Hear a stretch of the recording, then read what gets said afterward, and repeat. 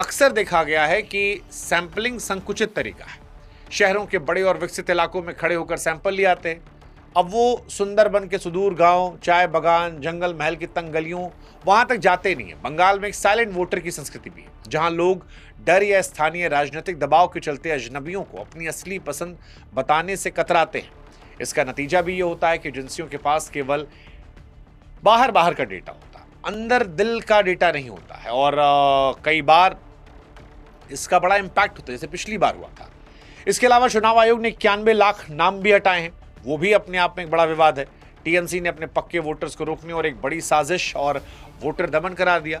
हालांकि चुनाव आयोग कहना है कि डुप्लीकेट और माइग्रेटेड लोग थे, लेकिन राजनीतिक गलियारों में इसकी टाइमिंग को लेकर सवाल उठे हैं। 92.87% के रिकॉर्ड मतदान के बावजूद इतने बड़े पैमानों पर नामों को हटाया जाना, इसका सर्वे करने वालों के गणित को उलझाएगा।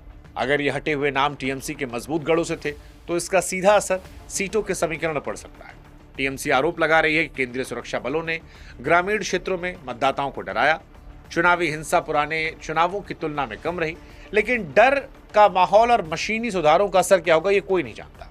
और जब जमीन की हकीकत परतों में छिपी हो, डेटा का आधार संदिग्ध हो, तो एग्जिट पोल के आधार पर किसी नतीजे पर पहुंचना सच कहें तो जुआ खेलने जैसा होता है। और इसीलिए अगर हम निष्कर्ष की बात करें तो दोस्तों आप याद रखिएगा कि एग्जिट पोल नतीजे नहीं होते हैं, वो कहानी का ट्रेलर होते हैं। बंगाल वो जगह है जहां क्लाइमेक्स हमेशा ट्रेलर से आगे निकलता है, अलग निकलता है।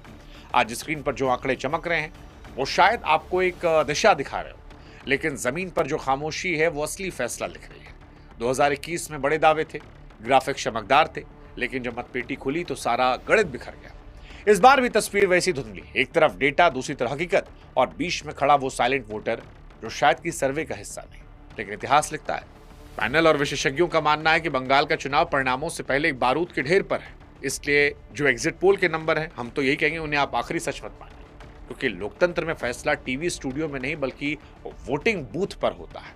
असली ताकत उस उंगली में लगी स्याही में होती है, ना कि स्क्रीन पर दौड़ते परसेंटेज पर। इसलिए 4 मई को सिर्फ सरकार नहीं तय होगी, ये तय होगा कि सच किसके साथ था। और अगर बंगाल की राजनीति को सच में समझना है तो ये जरूर जानते होंगे आप कि यहाँ खेल आखिरी गेंदा पलटता है, खेला होता है। जब पलटता है तो अनुमान छोटे होते हैं, तो अनुमान तो छोटे होंगे। अब किसके वाले होंगे, बीजेपी वाले के होंगे, टीएमसी वाले के होंगे, ये 4 तारीख को पता लगेगा। लेकिन फिलहाल अगर आप बंगाल गए हैं या बंगाल के चुनावों पर नजर रख रहे हैं या बंगालियों को जानते हैं या खुद बंगाल से, तो आप कमेंट सेक्शन बता सकते हैं कि अब की बार किसका बंगाल। कमेंट इंतजार कर रहा है।